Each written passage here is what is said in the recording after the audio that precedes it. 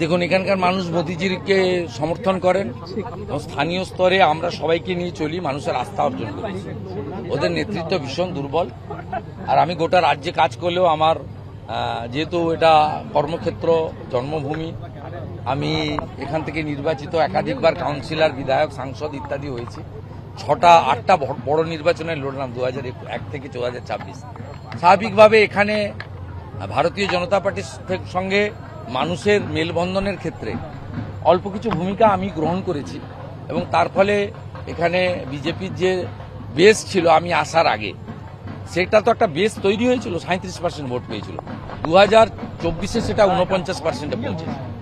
আমার বিশ্বাস এবারে আমরা 55%-এর বেশি ভোট নিয়ে 16টা আসনই বদ্ধ ফোটাতে পারব। অনেকে এটা রাজনৈতিক মহলে বলাবলি করে যে এটা যে ভোটটা বাড়ছে র্যাপিডলি, তার একটা বড় কারণ হচ্ছে এটা শুভেন্দু অধিকারীর ভোট। আপনি কি মনে করেন শুভেন্দু অধিকারীর ভোট? না, পার্টি মেন বিজেপি ব্যক্তিবাদে বিশ্বাস করে না, বিজেপি নেশন ফার্স্ট মন্ত্রে বিশ্বাস করে, কিন্তু কাউকে না কাউকে মানুষকে জাগানোর কাজ করতে হয়, মানুষ দায় বিপদে পড়লে পাশে দাঁড়াতে হয়।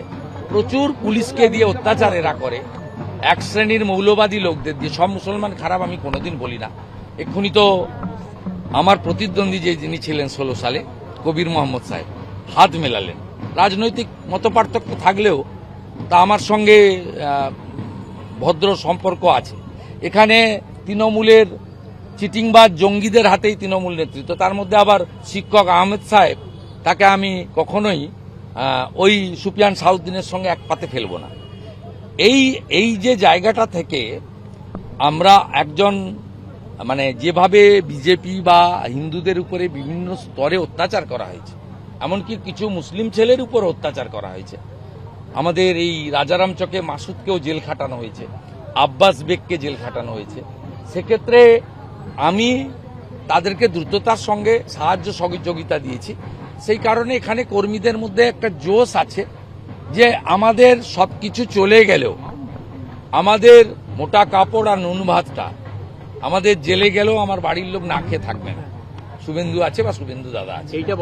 এইটা একটা স্থানীয় স্তরে বা আঞ্চলিক স্তরে এদের ভালোবাসার ভরসার কিছুটা জায়গা আমি তৈরি করতে পেরেছি। সেই কারণে প্রত্যেকের মানসিকতাই কিন্তু বিজেপি, প্রত্যেকের নেতা নরেন্দ্র মোদী। সেইটা আর একটু এখানে গতি পেয়েছে এই শেল্টার বা বিশ্বাসটা দিতে পেরেছি বলে খানিকটা। তাই তৃণমূলের সর্বোচ্চ নেত্রীকে আপনি যখন হারিয়েছেন নন্দীগ্রামে, তারপরে এই প্রার্থী, বর্তমান প্রার্থী আপনাকে কতটা বেগ দিতে পারবে? তৃণমূলের সর্বোচ্চ কোন প্রার্থীর সম্পর্কে ব্যক্তিগত আক্রমণ করা উচিত না, লড়াইটা রাজনৈতিক।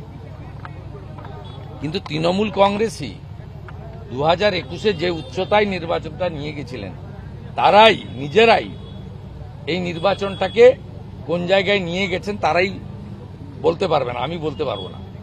দেখুন, আমি প্রত্যেক বুথে যেতে পারিনি, রাজ্যে ঘুরতে হয়, ভবানীপুর আছে, আরও বিভিন্ন দায়িত্বের সঙ্গে কাজ করতে হয়, শ্রমিকদের সঙ্গে একসঙ্গে মিলে অনেক কাজ করতে হয়। আমাদের চার্জশিট ঘোষণা, সংকল্পপত্র ঘোষণা, প্রধানমন্ত্রীর কোনো সভা যাওয়া, অমিত শাহজির সভা অ্যাটেন্ড করা, যোগীজির সভা অ্যাটেন্ড করা, এইরকম বহু কর্মকাণ্ডে আমার দায়বদ্ধতা থাকে বিরোধী দলনেতা হিসেবে। তারপরেও আমি 17টা গ্রাম পঞ্চায়েতে এখানে টাচ করার সিদ্ধান্ত নিয়েছিলাম। সেই 17টা গ্রাম পঞ্চায়েতে আমি একবার করে আমার আবেদনটা পৌঁছে দিচ্ছি। এরা এক বাক্যে বলছে যান ভবানীপুরে, আমরা আপনার ভোটটা দেখে নেব। আর কারণ এই কদিন আগে এখানে 100 বছরের প্রাইমারি স্কুলের উদ্বোধন হয়েছে, সেখানে আমাকে পেয়েছে। তার কিছুদিন আগে দুর্গাপূজা হয়েছে, দুর্গাপূজা আমাকে পেয়েছে। নেতাজি সঙ্গের প্রোগ্রামে আমি কতবার এসেছি, অসংখ্যবার। অতএব নতুন করে যাদের নাম গোত্র পরিচয় নেই তারা এসে পরিচিতি দিক, অটোবায়োগ্রাফি জানা। আমার পরিচয় বিবরণ দেওয়ার এই এলাকার মানুষকে কোনো প্রয়োজন নেই। আর এখানকার যারা বয়স্ক লোকরা আছেন তারা আমাকে 2004 থেকে দেখছেন, তারা আমাকে লক্ষ্য রাখেন। আমার জামার ব্র্যান্ড চেঞ্জ হলো কিনা, আমার হাতে ঘড়ি উঠলো কিনা, আংটি এলো কিনা, গলায় চেন এলো কিনা, চুলের ছাঁট বদলানো কিনা, গোপের ছাঁট চেঞ্জ হলো কিনা, জুতোর ব্র্যান্ড বদলানো কিনা, গাড়ি বদলানো কিনা, গাড়ির কালার বদলানো কিনা, এগুলা না। আমি বলছি এদের চোখে আমার কোনো পার্থক্য এরা দেখতে পাইনি। 2004-এর শুভেন্দু যা 2026-এর শুভেন্দু তা।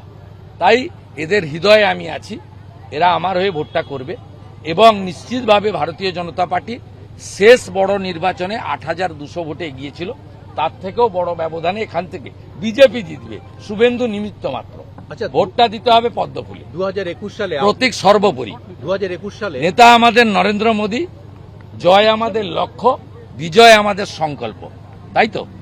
আমি যখন এইচডিএ চেয়ারম্যান ছিলাম, এমপি ছিলাম, বন্ধ থাকা রেলপথের কাজও যেমন চালু করেছি, জল প্রকল্পও যেমন এনে দিয়েছি, বিদ্যালয়গুলোকে আমি সাজিয়ে দিয়েছি, কলেজের বিল্ডিং নির্মাণ করে দিয়েছি, সেচের খাল খনন করে দিয়েছি। এই যে বড় খাল এইচটি ক্যানেল তেরাপেখিয়া থেকে একদম ইডিঞ্চি পর্যন্ত আমার আমলে খনন হয়েছে, ঢালাই রাস্তা, পিচের রাস্তা হয়েছে।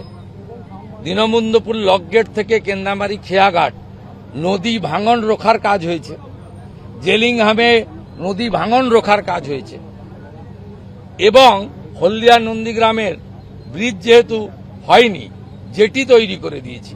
সরকার এলে হলদিয়া নন্দীগ্রামে ব্রিজ বিজেপি বানাবে, কারণ ওটা জাতীয় জলপথ, হোল্ডার সেতু বানাবো, সংকল্পপত্রে আছে, রামেশ্বরমের মতো, কারণ ওখান দিয়ে জাহাজ যায়। মমতার মতো আমি মিথ্যাবাদী নই, উনি গতবারে বলে গেছিলেন ব্রিজ বানাবেন, ভুলে গেছেন, ভোট অনেক পেয়েছেন। আমরা ফোল্ডার ব্রিজ বানিয়ে দেবো, আমরা এগুলো বলেছি। তাই উন্নয়নটা হবে বহুমুখী, তার সঙ্গে নিশ্চিতভাবে কর্মসংস্থান। আমার সময়কালে এমএসকে, এসএসকে, আইসিডিএস থেকে শুরু করে বিভিন্ন স্তরে অনেক কয়েক হাজার মানুষ কর্মসংস্থান পেয়েছেন বিভিন্নভাবে। এমনকি হলদিয়ার কলকারখানাতেও বেশ কিছু সংখ্যক ছেলে মেয়ে কাজ পেয়েছেন। আগামী দিনে জেলিংহামে যে 2200 কোটি টাকা মোদিজি স্যাংশন করেছেন জাহাজ তৈরি এবং রিপেয়ারিং কারখানা, সেখানেও কর্মসংস্থান হবে। মুম্বাইতে, গুজরাটে পড়ে থাকা পরিযায়ী শ্রমিককে বাড়িতে এনে কাজ আমরা দেব। কাটা কাপড়ের কাজ, লেদারের কাজ, এখানে হাতের কাজ জানে না এমন কোনো ছেলে নেই। তাদেরকে এখানে যদি বাজার তৈরি করে ট্রেনিং দিয়ে, ইকুইপমেন্ট দিয়ে করা যায়, অনেক ভালো জিনিস হবে। ঘরে ঘরে গ্র্যাজুয়েট ছেলে রয়েছে, এক একটা বিদ্যালয়ে দেখবেন কলেজের মতো। তারা চাকরি পায় না কারণ তাদের টাকা নেই। আপনি নিজে দেখেছেন শিক্ষক দুর্নীতি মামলায় সুফিয়ানের নাম এসেছে, 4 কোটি টাকা তিনি নিয়েছেন চাকরির জন্য, এটা চার্জশিটে উল্লেখ করেছে সিবিআই। তো ন্যাচারালি সবাই জানে যে আমি চলে যাওয়ার পরে তৃণমূল কংগ্রেস কি কাণ্ডটা করেছে। আমি থাকার সময়ও দুর্নীতি যেগুলো করেছে তার প্রতিবাদ আমি দলে থেকে করেছি। আমফানে ঝড় হয়েছিল, সেখানে 20,000 টাকা করে ঘর ভাঙার টাকা এসেছিল, তৃণমূলের নেতারা লুট করেছিল টাকা। আমি এবং মেঘনাথ পাল 186 জন তৃণমূল নেতার চেক বিডি অফিসে ফেরত করিয়েছিলাম। এই উদাহরণও আছে। है? वो कोल स्कैम में है इसलिए अरेस्ट हुआ। उसी पे टीएमसी कह रही है कि टूल जैसा यूज कर रही है ईडी को टूल जैसा यूज कर रही है बीजेपी। उनका क्या है, आई वो कोर्ट में लड़े। वो लोग तो जब समन मिला था तब कोर्ट में गया था, दिल्ली हाई कोर्ट में, सुप्रीम कोर्ट में। कोर्ट किसका बाद में चलता है, डॉक्यूमेंट के ऊपर चलता है। कोर्ट किस लिए उसको not to take any coercive action नहीं दिया, क्यों नहीं दिया हायर कोर्ट? उसको कुछ पूछना है तो लड़ना है तो कोर्ट में जाकर कीजिए, मीडिया के सामने बोलने से कोई फायदा नहीं होगा। टीएमसी जो चोर है सबका पता है, जनता का आवाज है। 15 साल हम चोर को दिया, 35 साल वाम को दिया, 5 साल राम को दूंगा। सम्राट जाधव बिहार में आज नया सीएम हुआ है दादा। I welcome, very good leader, strong leader, मेरा पर्सनल फ्रेंडशिप है। আমাদের ভিডিও ভালো লাগলে লাইক এবং শেয়ার করুন, কমেন্ট সেকশনে গিয়ে জানান আপনাদের মতামত। আরও ভিডিও পেতে আমাদের চ্যানেল সাবস্ক্রাইব করুন এবং প্রতি মুহূর্তে খবরের আপডেট পেতে প্রেস করুন বেল আইকন।